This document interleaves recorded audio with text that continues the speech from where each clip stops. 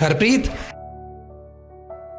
ये 15,000 रुपये पापा को दे देना, उनको चश्मा भी बनवाना है और कुछ पैसों की भी जरूरत थी। ठीक है, मैं दे दूंगी।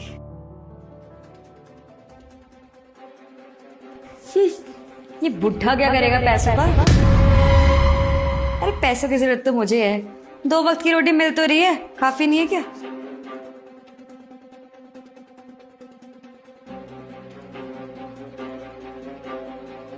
बहू, बहू,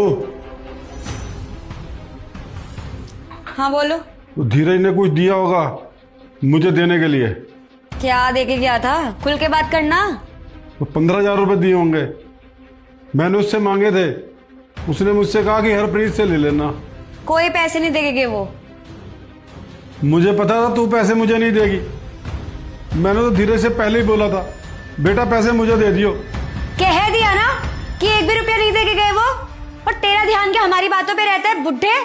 वैसे भी वो मेरे पति के पैसे हैं, मैं तुझे दूं या ना दूं वो मेरी मर्जी है, समझा ना? जा यहाँ से। बेटा मेरा चश्मा बनवाना बहुत जरूरी है, मेरी नज़र कमजोर हो गई है, थोड़ा समझने की कोशिश कर बेटा। अच्छा, अब तू धमकी दे रहा है? भूल मत, तू इस घर में रह रहा है ना, वो भी मेरी वजह से। और अगर इस घर में रहना है तो अपनी जुबान है ना जो, ये कम चलाया कर। और वैसे भी अब वो जा चुके हैं, अब मेरी ये जो सती सावित्री बनने की एक्टिंग है ना, वो खत्म हो चुकी है। अब फटाफट घर का काम कर। अरे जब तुझे मेरी परवाह नहीं है तो मैं तेरी परवाह क्यों करूं? देख बहू, ऐसी हरकत मत कर वरना तू फंस जाएगी। क्या फंसूंगी मैं? देख, अभी तक तो मैंने तेरे बारे में धीरज को कुछ नहीं बताया। धीरज जब शाम को आएगा ना तो मैं उसे सब कुछ सच सच बता दूंगा।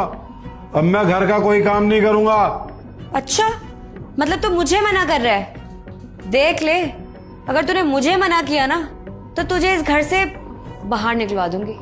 मैं तो यही सोचता था, अगर मैंने धीरज को सब कुछ बता दिया तो तुम दोनों का रिश्ता खराब हो जाएगा, मगर नहीं, अब मैं धीरज को सब कुछ सच सच बताऊंगा। मैं उसे बताऊंगा कि उसके ऑफिस जाने के बाद तू मेरे साथ किस तरह से नौकरों जैसा बर्ताव करती है।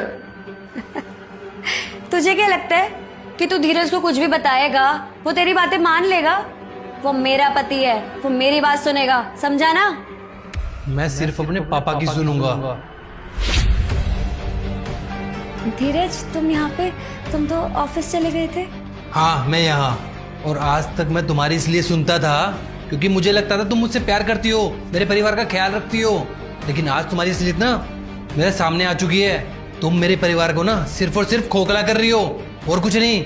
आ गया बेटा तू, अब तूने देख लिया ना तेरे जाने के बाद बहू किस